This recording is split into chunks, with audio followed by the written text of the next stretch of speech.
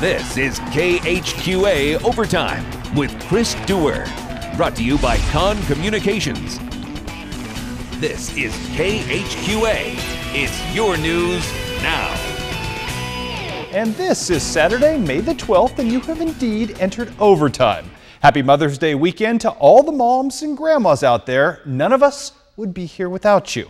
And appropriately enough, this proved to be the mother of all playoff weekends on the high school docket. We've got plenty of postseason track and Missouri Prep baseball coming your way in minutes, but we start tonight with a heaping helping of retribution doled out by the Quincy Notre Dame Lady Raiders soccer team, which was unceremoniously ousted and surprisingly dumped by Rochester last spring in penalty kicks. Would the regional prove any different today? For Mark Longo's crew, early on in this one, Shannon Foley doing some nice footwork here, trying to create an opportunity. It won't go. Oh my goodness, shades of the rematch when Quincy Notre Dame couldn't score? Not on your life. 27 minutes into this ball game.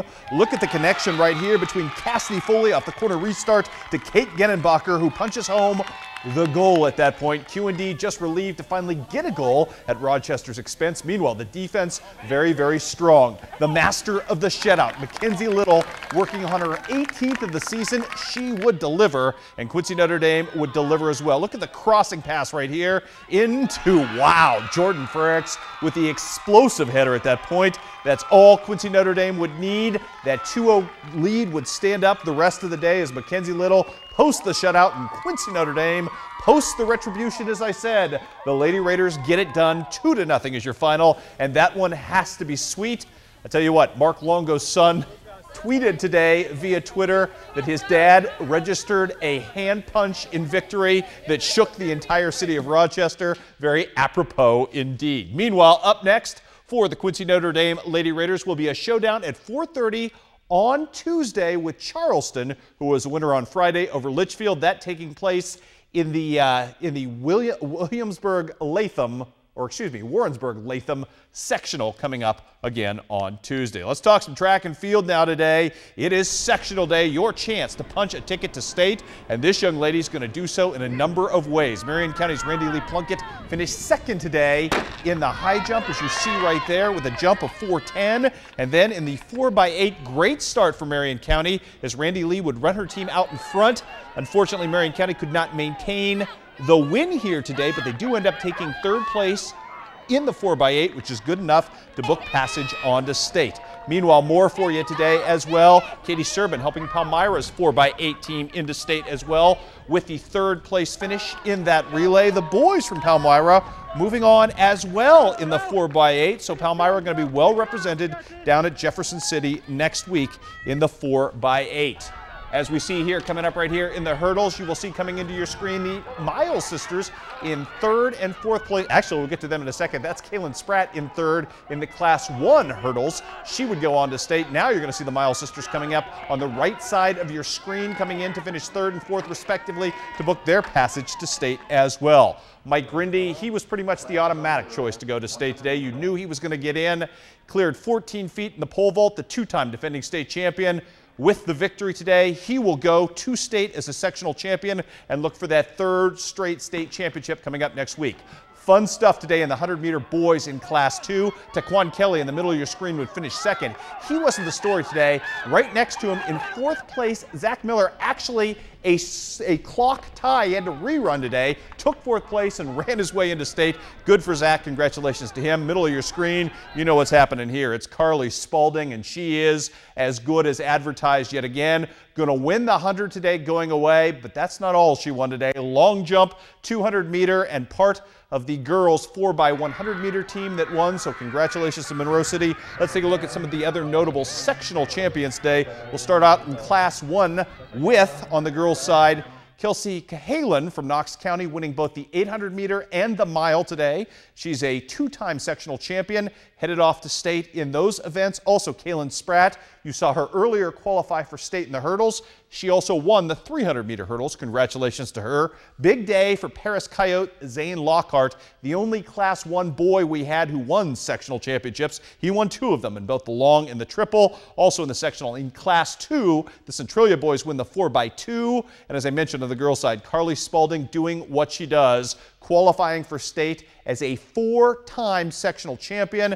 She's looking for that first ever state championship of any kind coming up next week. I think she's got a pretty good chance not only to win one of them, but many of them. And look at the Palmyra girls doing work in the 4x2. Congratulations to the Lady Panthers, plural, on their fine showings at state today. But we're not done with state track results. District today, Hannibal jumps in, and boy, are the Hannibal boys dominant. 193 points in a district meet is unheard of, as they just absolutely thwarted the competition, nearly 100 points better than their next closest competition. Connor Brown today helping lead the way with a first place finish in the shot put. Jake Crenshaw, the defending state champion, finished first in the disc today.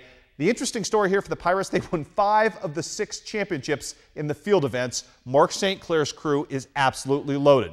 But it was a twin championship we are celebrating in America's hometown tonight, because on the girls' side, Hannibal sneaks by a very good Bowling Green squad by 2 points to claim its own district championship. Cassidy Trenhale doing very well today in the triple jump. Congratulations to the Pirates, who looked really good today. Off to sectionals next week, and that should be an awful lot of fun. Meanwhile, we have some other news and notes to pass along today.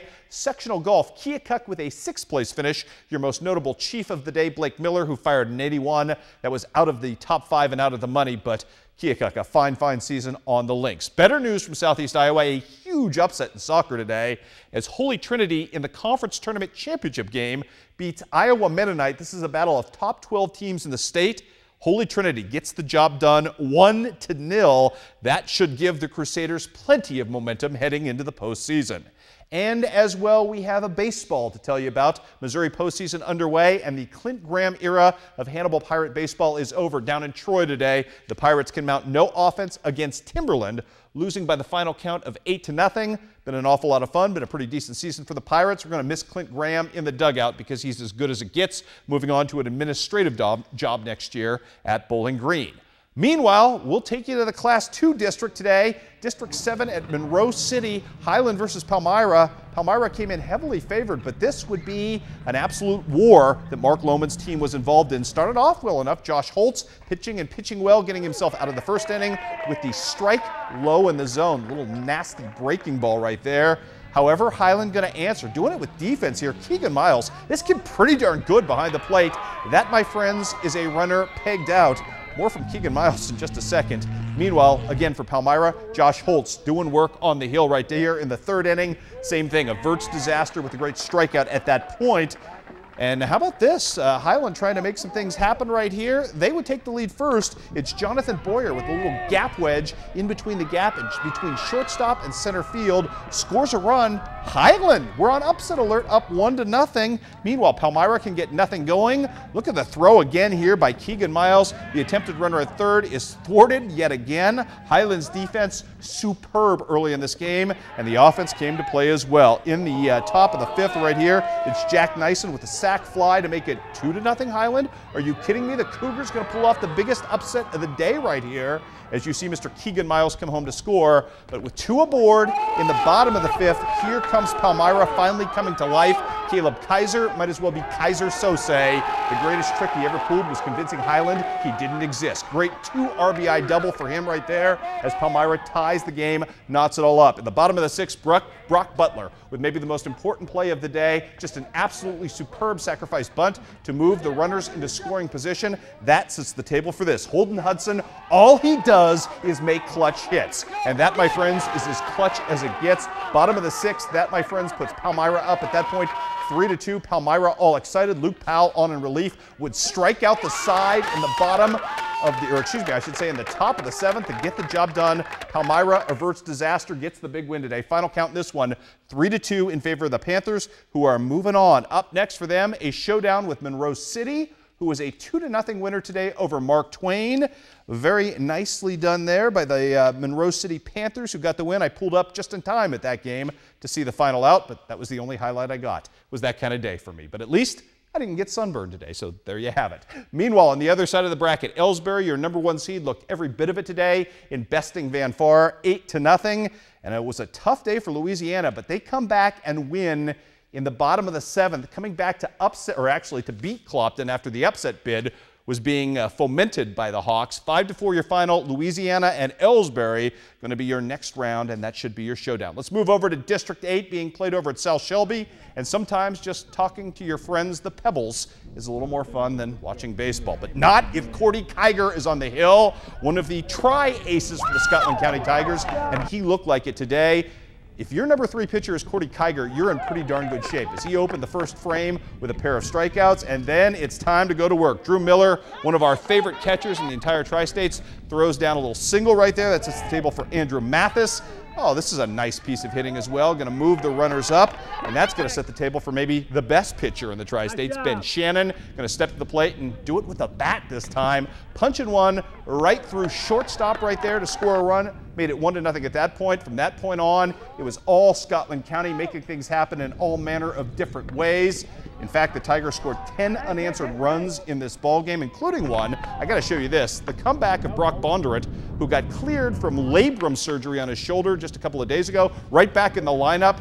Gets plunked right there with the bases loaded. That's going to score his run as well. Scotland County leaves no doubt in this game. They take out the Salisbury Panthers. 10-0 was your final there. How about South Shelby on the late shift tonight? It was a very, very late game. Didn't start till 8 o'clock. Was scheduled for 6. That tells you what kind of day it was. Rob Ali on the mound right here. He gets the off-speed swinging pitch right there. Good stuff for him there. Good start as well for Wes Mefford with a single up the middle to set the table for the big bats. Mefford with the same speed too right here. He takes off and steals second to get into scoring position. Knox County would get a big out here as Donovan Edwards records his first strikeout of the night. Coming up here, as you will see it right here, Donovan Edwards, a very talented athlete. In many sports, you see him get the strikeout, but then it will be Will Mefford who was able to draw the walk to put 2 runners on, another walk to load the bases, and Riley Schmidt's going to deliver the big 2 RBI single right up the middle to score. The brothers Mefford at that point made it 2-0. South Shelby's not going to look back. Tell you what, give Knox County credit. They played hard against a very, very good South Shelby team and kind of made this interesting for a bit. However, just too much of the Cardinals as the Cardinals roll on, get the big win today by the final count in this one of 6-2. We've got more scores for you. Everything you see from here on out after these 2 scores from Missouri will be regular season games. But on the other side of the district quarterfinal, Schuyler County jumped all over Putnam County 9-2. And the reason everything was so late in Shelby tonight, the second game of the day, Westran Milan, a 4-hour thriller, if you want to call it that. It was ugly. I got there early and had to endure some of it. Westran advances on past Milan, 14-12 was your final in that game. Now your regular season scores on the day. Liberty today, a winner over North Green, 2-0, but in the second game, that, by the way, gave Liberty its 20th victory of the season. Second game, Calhoun beats Liberty 20-6. The Eagles finished the regular season at 20-6. 2-0 was the score on that, I should say. Route also a hard luck loser to North Mac today. Dylan Jones pitched a wonderful complete game, just got tagged for the loss, gave up 3 earned runs, got no support, but Route is going to roar into the postseason, maybe one of the most formidable teams in our area. Also, Quincy Notre Dame playing at that Bloomington Central Catholic Baseball Classic today. QND beats Jabot, 10-1 was your final there.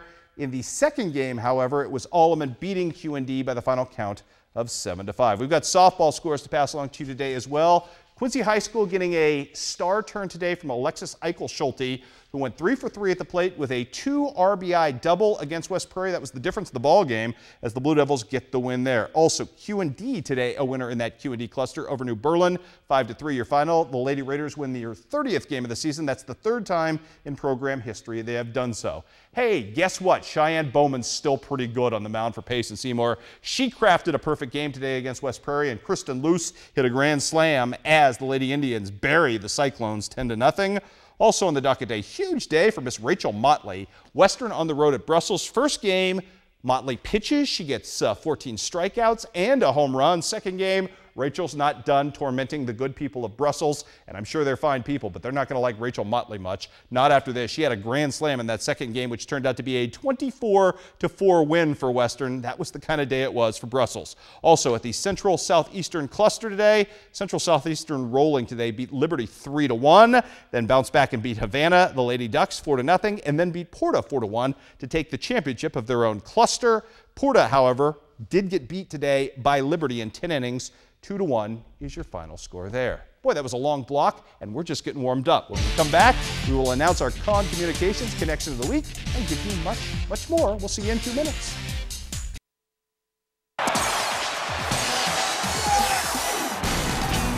You're watching KHQA Overtime with Chris Dewar, brought to you by Con Communications. Well, it's time now to introduce another May nominee for the Con Communications Connection of the Month, your chance to vote for the most spectacular sports happening or coupling of the month. We introduce a new nominee here every Saturday night, and at the end of the month, you get to go online to connecttristates.com and pick your favorite. And simply by voting, you yourself become eligible to win a great prize package from Con Communications. You know, it's been a long baseball season. I haven't seen but 2 home runs on the entire season. This was one of them. And even with the reduced strength in the bats, this, my friends, is a massive blow courtesy of Evan McGaffey. Took place last night for the Illini West Chargers in a losing cause against Macomb. It's been a big week for McGaffey, though. Has 7 home runs on the season. He had 4 of them alone this week. And you watch this in slow motion. Evan gets every bit of this baseball. In fact, he confided later he's probably never hit a baseball any farther or harder than this, and it would be hard-pressed to believe that you will see one hit much farther than that as well. So congratulations to Evan McGaffey with your Con Communications Connection nominee number 2 of the month. Again, at the end of the month, it will be your chance to choose what you like mostest, or most, if you will. I just made that plural. Let's take a look at the nominees so far for the month of May. Right now, your 2 nominees are Evan McGaffey, as you just saw, and Alex Blickham, who at 5'11", maybe, jumped over 6'5" to set a new meet record at the West Central Conference meets in the high jump just last week. So those are the 2 nominations now. We'll have 2 more for you at the end of the month. And then if you vote on your favorite, you have a chance to win, just like our man Max Mosley did. Max Mosley was your April winner. Congratulations to him. One of many, many people. It was actually a landslide winner for your highlight of the month, your Con Communications highlight of the month. Turned in courtesy of Nate Vial and Bronson Melvin, a phenomenal double play that combination turned at Illini West's expense. Double play, and those guys are really good at it for Quincy High. So congratulations to Max Mosley, who collects a really nice prize package just by voting. And again, my friends, it is that easy.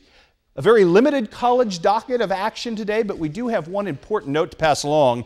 Illinois State beats Western Illinois 4-0. The important note on this story, Western Illinois pitcher Dustin Hunter, who has been the team's ace all season long, registered his 100th K of the season. That sets a new program record for strikeouts in a season, breaking the old mark set by former Cub and Camp Point native Paul Russell. And I just thought the guy was a great golfer. Or a decent golfer anyway. We love Paul Russell, great guy, obviously former Cub great, so that's a nice piece of history that Dustin Hunter has fashioned for himself with the Leathernecks. Big doings today on the JUCO docket. Parkland had to win 4 straight games over John Wood to win a outright conference title. You know what? John Wood lost the first 3, and John Wood was in danger of losing here as Parkland getting some things done, as Stephen Kaler is denied right there by great Parkland defense. Lindrick Pinto about to step to the plate, try to make something happen here. Singles to left field. The Blazers just couldn't bring him in the second game, but the Blazers would finally find some offensive mojo late in this game after Parkland gets a 3-run homer here to take a 6-4 lead. It would be all Blazers from that point forward. They come back with 4 unanswered runs. I know Craig Bostard pitched really well in relief, and John Wood succeeds in denying Parkland the conference title today. So good for Greg Woffin's team. Might seem like a small victory there, but it is a good one for the Blazers as they get the win today. Final count in that last game was 8-6. One other note to pass along just in. Western Big Six boys tennis results. Quincy High finishes 3rd on the day as a team behind Moline, number 1, and Alleman, number 2. Congratulations to Quincy High's doubles team of Jack O'Connor and Daniel Hayashi. They take 4th overall in the meet.